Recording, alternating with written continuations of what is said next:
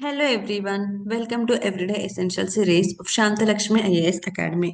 So today let's discuss the prelims based topics of 29th of August 2025. First we are going to discuss about the NARI 2025 report, which stands for the National Annual Report and Index on Women's Safety. And second about the UDICE Plus report, and third about the Samudrayan project, fourth about the index of industrial production, and finally African country mapping, that is Sudan. So our first topic, that is NARI 2025. This NARI means National Annual Report and Index on Women's Safety. So this index was released, and let's see what was the report of this index. So it is a National Annual Report and Index on Women's Safety. It was released by the National Commission for Women, and it is made by the P-Value Analytics and published by the group of intellectuals and academicians. It was first launched in the year 2023. And this year, 2024 NARI report covered 12,770 women across the 31 states, in all states and the union territories. So, it tells about the safety. How safe were the women in the Indian cities? So, according to this NARI 2025 report, it said that the national safety score of women is, on an average, it is about 65%. And what are the safest cities of India for women? That is Mumbai, Vishakhapatnam, Kohima, Bhubaneswar, Aizawl, Gangtok, and Itanagar. These are the safe cities for women. And this report also gave the unsafe cities for women. Those are Patna of Bihar, Jaipur, Faridabad, Delhi, Kolkata, Srinagar, and Ranchi. These are the unsafe cities. And it also said that 6 out of 10 women surveyed, 10, whoever the women are surveyed, and out of 10, the 6 women felt safe in their city, and 40% of the women considered themselves not so safe or unsafe. And see, the 7% of the women faced harassment in 2024, coming with the high risk for the age of 18 to 24 years of women. And 53%, see, more than 50%, more than half of women are unclear whether their workplace has this POSH Act, Prevention of Sexual Harassment at Workplace Act 2013. So 53% of the women are unaware. They don't even know about this act, and they don't even know whether that act exists at their workplaces.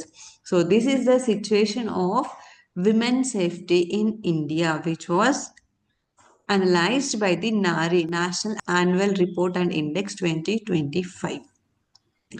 Now coming to a second topic, that is UDICE Plus 2024 to 25.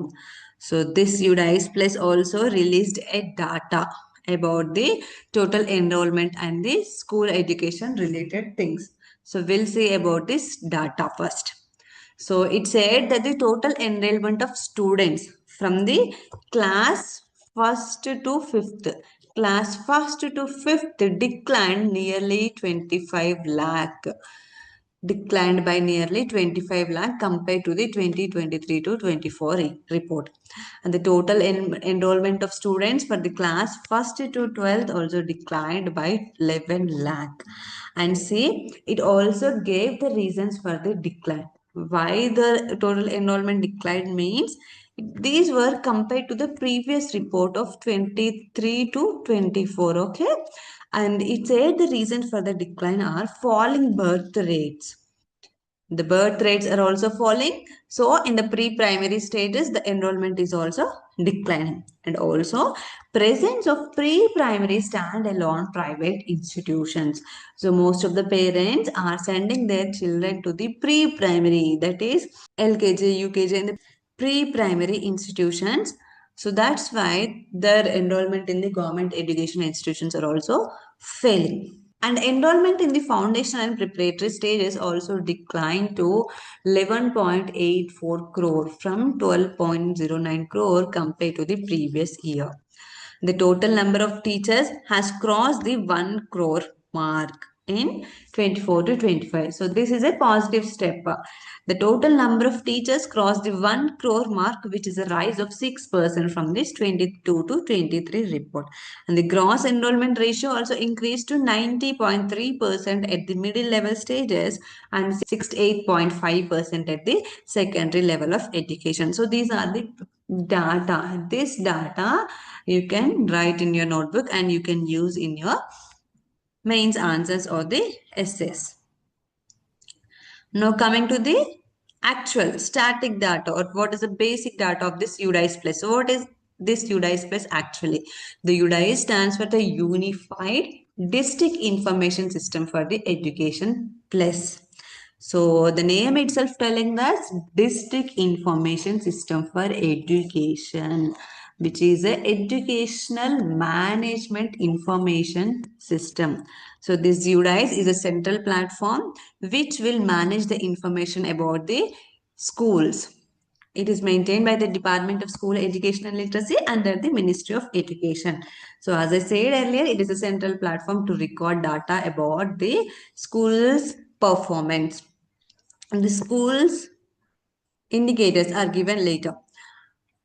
So in this, all recognized schools that provide formal or the special education from pre-primary to higher level are included. So all the recognized schools are able to give their data to this central platform known as UDICE. And by taking all the data, it will release a report annually. So what is the gross enrollment ratio? What is the teacher to pupil ratio? And what are other aspects also? So it is a centralized platform for collecting the district information system for education. Key features, coming to the key features of this UDICE Plus. So it will give a 11-digit UDICE code to the recognized or the registered school with the login and the password credentials. It also has this school user directory which has the total data about the schools at the national level, district level, block level, and the village level. It has three distinct but integrated modules. Those are the school profile and the facilities. So in this, they will report about the infrastructure facilities. School profile. So what is the infrastructure there? How are the labs are being conducted? What is the level of the washrooms and what is the level of the hygiene, water, etc. These all will be reported in the school profile and the facilities. And then next comes the student module. For the students module, they will record the data about the students, each individual performance and the data also. For this student also, they also be given the 11-digit unique code. And next comes about the teacher profile.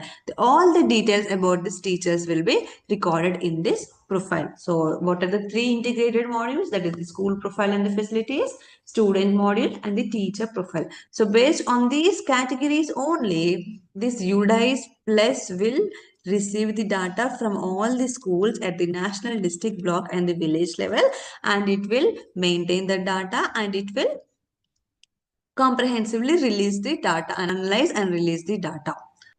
And it also has the built-in validation checks in all its modules of data entry. It also not only taking the data, but it also has the validation checks to prevent the fake data or the inaccuracy. It also has the GIS mapping of schools also. So these are the special features of the UDICE Plus. Now coming to the third topic, that is Samudrayan project. So Prime Minister Narendra Modi during the 79th Independence Day on the Red Fort, he said that India is starting the Samudrayan project, right? The deep ocean mission. So regarding that, earlier this month, two Indian aquanauts traveled into the Atlantic Ocean aboard the French vessel Nautil. So the two Indian aquanauts traveled deep into the Atlantic Ocean on the French vessel Nautile. So these are the preparatory stages for our upcoming Samudrayan project. As we all witnessed, the Subhanshu Shukla also headed to the International Space Station on the SpaceX module, right? Axiom 4 mission. So that was the preparatory mission for our Indian mission, that is the Gaganyaan mission, that is the human space flight mission. First India's human space flight mission. Likewise, for the Samudrayan project also, we sent the two Indian aquanauts to the Atlantic Ocean as a preparatory measure for our next Samudrayan project, which is planning to send three humans to the depths of 6,000 meters by 2027. The two aquanauts included Jatinder Pal Singh and the R. Ramesh. Jatinder Pal Singh traveled to 5,002 kilometers and the repeat R. Ramesh traveled to 4,025 meters below the sea level. So let's see in detail about this project. So this Samudrayan project is a part of the Deep Ocean Mission. So this Deep Ocean Mission was approved by the Union Cabinet in 2021. It is a 4,077 crore rupees project which is headed or accounted for the 5 years of duration. It comes under the Ministry of Earth Sciences. So the main overall objective of this Deep Ocean Mission is to support the blue economy initiatives and to leverage the potential of the oceans and the seas of India. It has 6 major components. So coming to our 6 components, first is the development of technologies for deep sea mining and the manned submersible. So here comes our Samudrayan project. So this Samudrayan project, which is a manned submersible project, is a first component of this deep ocean mission. And second comes the development of ocean climate change advisory services. It includes the development of a suite of observations and a module. And it will focus on the blue economy, mainly on the coastal tourism. So it aims to leverage the blue economy by focusing mainly on the coastal tourism through this second component. And third comes the technological innovations for exploration and observation of deep sea biodiversity. So it includes the bioprospecting of deep sea flora and fauna, including microbes, marine fisheries, and the other biodiverse areas. So this is concerned with the marine fisheries and the allied sectors. And then comes the deep ocean survey and the exploration. So it will explore and identify the potential sites of multi-metal hydrothermal cooperation. And fifth comes the energy and the fresh water from the ocean. So it includes the designs for the OTEC, Ocean Thermal Energy Conservation, Energy Conversion Projects. And sixth comes the Advanced Marine Station for Ocean Biology. So it includes the development of human capacity and enterprise in ocean biology and the engineering. So it leverages the blue economy, focusing on the marine biology, blue trade, and blue manufacturing.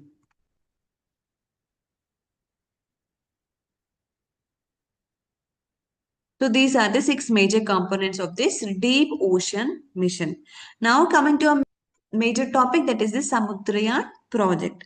So Samudrayan project is a sending of 3 humans to the depths of 6,000 meters by the year 2027. So what is the aim of this Samudrayan project?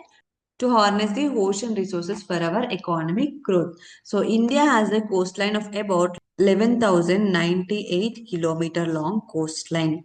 So we need to harness the potential of this 11,098 kilometer of the long coastline. So this deep ocean mission and Samudrayan project will help to harness the ocean resources for our blue economy or the economic growth in general. And this is being coordinated by the National Institute of Ocean Technology in development of this vessel or the vehicle, which is known as the Matsya 6000. So this Matsya 6000 is a vessel which consists of 2.1 diameter of personal spare for including or for housing the 3 humans. And it is able to sustain the 3 humans for 12-hour mission. And what are the other countries which possess this deep sea capabilities? The other countries which possess the deep sea capabilities are United States, Russia, Japan, France, and China. And with this Samudrian project in 2027, India also joined the list of these countries having the deep sea capabilities. So here you can see the picture of this Matsa 6000 where the 3 humans will be placed in this and will be sent to the 6000 meters below the sea level. And now coming to the fourth topic, that is the index of industrial production. So why we are discussing this? So this index of industrial production grows at a 4-month high of 3.5% in this July, which is the highest rate since the March. And here the manufacturing sector grew at 5.4%, which is the highest in 6 months. And within the manufacturing base also, metals, within the manufacturing sector only, base metals, mineral products, pharma, machinery, motor vehicles, electrical equipment, metal products and transport equipment were seen as the growth drivers. And some of the consumer sectors like the food, beverages, textiles, and leather continue to report a contraction. They are in the less growth. So let's see about this index of industrial production IIP. So this is compiled by the Central Statistical Organization under the Ministry of Statistics and the program implementation. So what is the purpose of this index of industrial production? That is to measure the real industrial growth, that too in the monthly. This index of industrial production will be released on the month basis with the base year of 2011 to 2012. It includes or contains or it analyzes the growth in the manufacturing, mining, and the electricity sector. And in this also, manufacturing has the most weight, that is the 77.63% of total weight, including 809 items. And then comes the mining, which is the 14.37% of the total weight with the 29 items. And then comes the electricity, which is 7.99% of the total weight, only having the one item. So these are the basic common details of index of industrial production, which you will read in your economy. Now coming to the final topic, that is Sudan. You can see the Sudan here. It is a country of the Northeast Africa. Its capital is Khartoum. See, it is surrounded by Egypt here, Libya, Chad, Central African Republic, South Sudan, Ethiopia, and the Eritrea. And here it is the Red Sea. It is the third largest country by area in Africa. So what are the first and second largest countries in Africa? So first country is the Algeria. Algeria is the largest country in Africa. And second is the DRC, Democratic Republic of Congo, is the second largest country in terms of area. Now, Sudan is the third largest country in terms of area. It has two mountains. Those are the Marra and the Nuba. Most of this is drainaged or it is well fed by the Nile River, that is White Nile and the Blue Nile. And it is Sudan is a hot country with high mean temperatures. So that's all for today. Thank you.